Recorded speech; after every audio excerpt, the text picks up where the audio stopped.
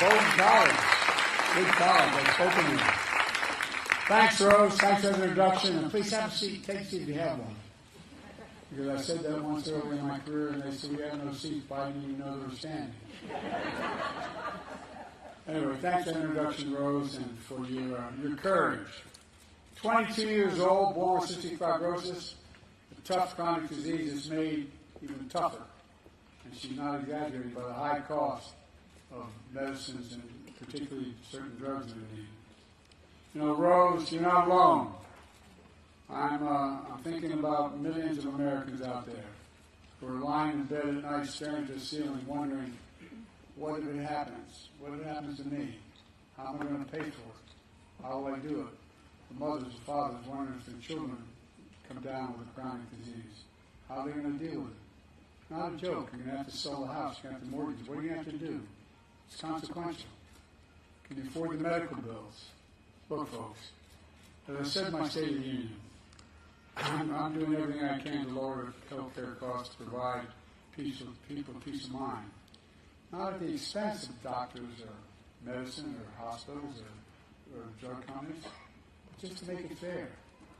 Look, and we're so lucky to have a great congressional delegation, including two, without hyperbole, two of the best senators in the United States Senate I've ever seen. Hampshire.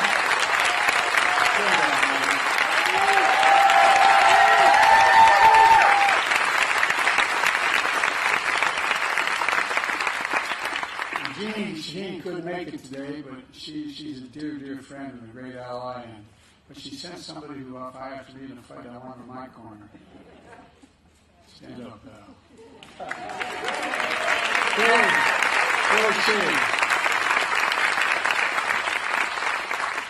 Look, I'm here in Hampshire to talk about the budget I released today that would, what I think, help in a big way. As you just heard, Rose, many have heard her say, many Americans pay for prescription drugs more money than anywhere in the country. If I got you on Air Force One with me and flew you to Toronto, to Berlin, to London, to Rome, any place in the world, with the same prescription you might have for whatever you need, no matter what it is, and we could, by the same company, you could get it in all those cities. And guess what? It costs you between 40 and 60% less. That's a fact. That's not hyperbole. That's a fact. And it's wrong. And guess what? I've been trying for years and years as a U.S. Senator to end it, and I'm ending it now. Through the Inflation Reduction Act, the law I proposed and signed, not one Republican on that had voted for it, we finally beat Big Pharma. Caps total prescription drug costs for seniors in Medicare $2,000 a year, even for expensive drugs. Maximum. Right now, for example, this is already passed. I got it passed already. We got it passed. That beginning in the next year, at the end of this term, what's going to happen is the cost for all of the prescription drugs for seniors, including cancer drugs, that cost $10,000, $12,000, $15,000 a year, will not have to pay more than $2,000 a year, period.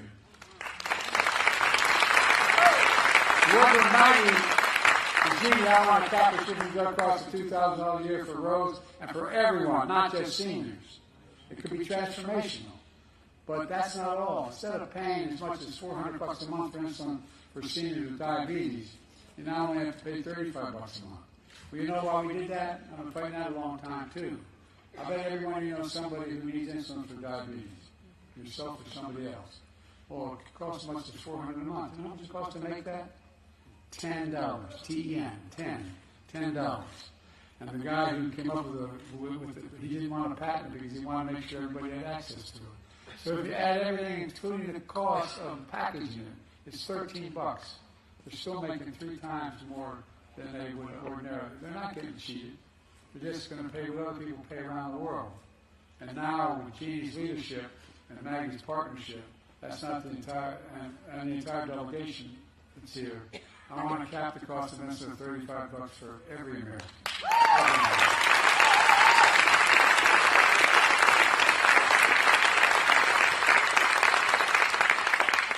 When the first got it passed, it included all Americans. We got to reauthorize it. The other team wouldn't do it, so only for seniors. Look, for years people talked about talked about this, but we finally got it done and gave Medicare the power to negotiate lower drug prescription costs, just like the VA has been able to do for veterans for a long, long time. It's not just saving seniors money, it's saving every taxpayer money. It's cutting the federal deficit. That's what we've just done so far. Cut the federal deficit over time by $160 billion. That's $160 billion Medicare does not have to pay out because they're paying a rational price for this drug, not just this exorbitant price from before. Look, this year Medicare is negotiating lower prices for some of the costliest drugs on the market. They treat everything from heart disease to arthritis. That's in the law that we've already passed. Now it's time to go further and give Medicare the power to negotiate lower prices for even more drugs over the next decade. Folks, if we're able to do that, we'll not only save lives, we're going to save taxpayers another estimated $200 billion. $200 billion taxpayers will not have to pay the drug companies for exorbitant prices that aren't warranted. Folks,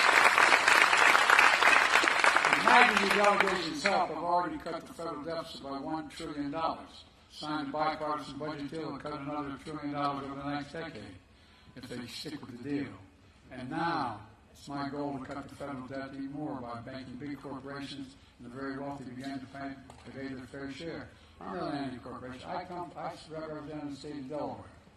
More corporations incorporated in Delaware than every other state in America combined. But guess what? Well, I'm a capitalist, man. Make all the money you want. Just begin to pay your fair share.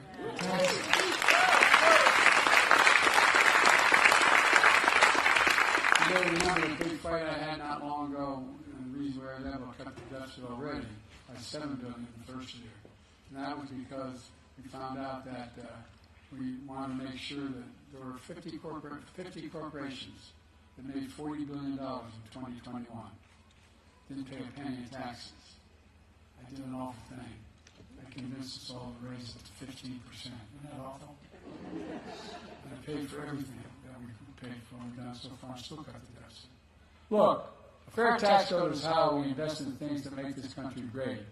From healthcare, education, defense, and so much more, research, development. Here's the deal.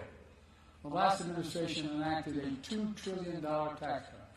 $2 trillion tax cut that benefits the very wealthy in the top 1%. The biggest corporations, and it exploded the federal deficit. Last administration added more to the national debt than any presidential term in American history. Debt. Now, you turn on TV and you think he's telling the truth. Debt. Does anybody here think the tax code is fair? Raise your hand. Well, I don't think so either. I think if I don't want to get in trouble with the press, but I bet they wouldn't even raise their hands. To really think the wealthy and big corporations need another $2 trillion tax raise, because that's what he wants to do. His tax cut's about to expire, and he wants to add another $2 trillion tax cut. Well, I'm going to keep fighting like hell to make it fair. Under my plan, as I said, I ran for president. I promised nobody, as long as I'm president, who earns less than $400,000, a lot more than I ever made, will pay an additional penny in federal tax. Nobody. Not a single cent. Nobody will pay a single penny more, and they haven't thus far. Folks, it's about fundamental fairness. Here's another example. Folks, Obamacare became known as the Affordable Care Act. By the way, it's still a very big deal. Over 100 million Americans can no longer be denied health insurance because of a pre-existing condition. Well, my predecessor, many Republicans, want to take that away. Take that protection away by repealing the Affordable Care Act. I'm not going to let it happen. We stopped them literally 50 times, 50 times in the last administration. And we're going to stop them again. Folks,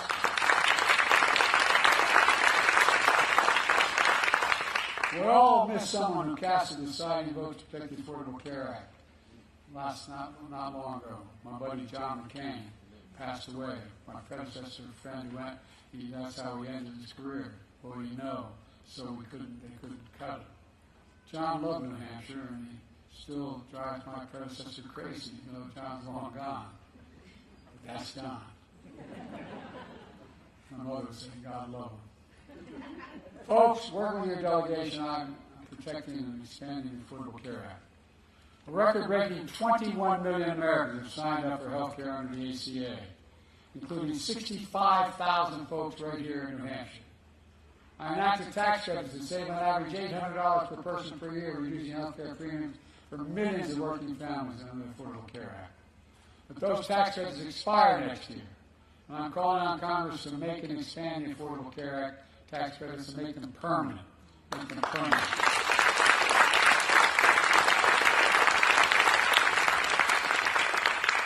Many of my Republican friends want to put Social Security and Medicare back on the chopping block again. If anyone tries to cut Social Security, Medicare, or raise retirement age again, I will stop them.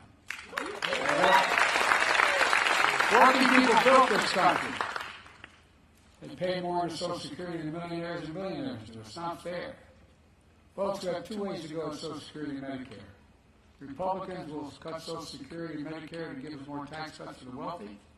Even this morning, Donald Trump said cuts to Social Security and Medicare are on the table again. When asked if he changed his position, he said, quote, "There's a lot you can do in terms of cutting. Tremendous amount of things you can cut." Maybe possession. Tremendous amount of things you can do, not cut. He said, the bottom line is, he's still at it. I'm never going to allow that to happen. I won't cut Social Security, I won't cut Medicare. Instead of cutting Medicare and give tax breaks to the wealthy, I will protect and strengthen Social Security and Medicare and make the wealthy begin to pay their fair share. In fact, my budget plan would preserve Medicare benefits in this Medicare trust fund. Because of Maggie's leadership, because of it, I'm also cracking down on surprise medical bills. Here's the deal. You go out there and you do your homework. You choose a hospital if you need a hospital based on what your insurance company will cover. And then when you get the bill, there's a surprise charge because the hospital assigned an anesthesiologist or a doctor isn't under your control, isn't in your insurance. That surprise bill can add up to thousands of dollars. Thousands. Thanks to Maggie, we ended that surprise billing and we're protecting 1 million Americans.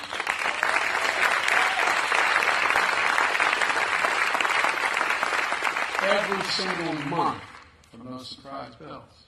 Folks, look, my budget also cracks down on what's called facility fees for telemedicine. You get charged an extra fee if you're in a rural area and you have a virtual visit, or neither you nor the doctor is actually in the facility. That's just another junk fee. It's wrong. We've got to end it. These surprise medical bills, junk fees add up to hundreds of dollars for ordinary families of one I grew up in, and it makes a difference. All it does is generate $20 billion in profit. That's what it does. Let me close with this.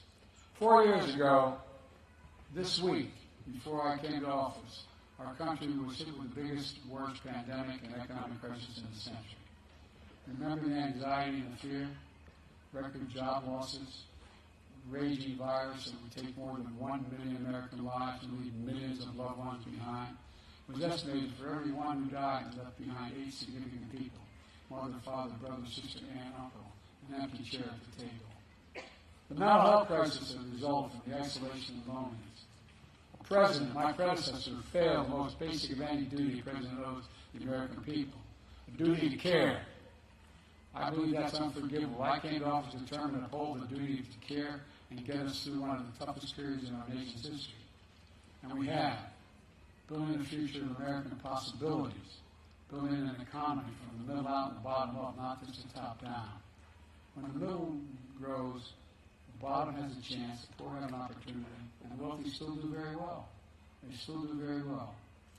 Investing in all America and all Americans to make sure everyone has a fair shot. We leave nobody behind. Nobody. Our plan is working and America is coming back. 4 years later, the pandemic no longer controls our lives.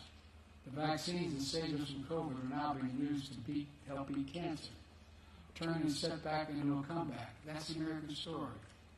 And I believe we're moving into a future where health care is a right, not a privilege in America. That's why.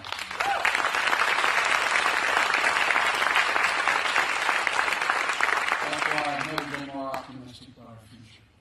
You just have to remember who we are. or the United States of America. There's nothing beyond our capacity when we do it together.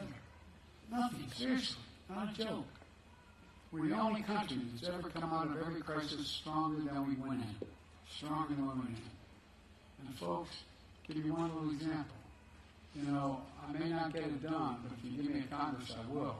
No, I'm serious. You may not get it done, but here's the deal. If you know how much, we have 1,000 billionaires in America. That's not a bad thing, per se. You know what their average tax rate is?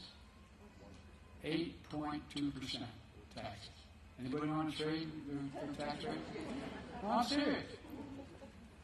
If we just charge them, had a tax bill, they're charging them 25%. Not the highest rate, 25%. You know how much that would raise in the next 10 years? $400 billion. $40 billion a year.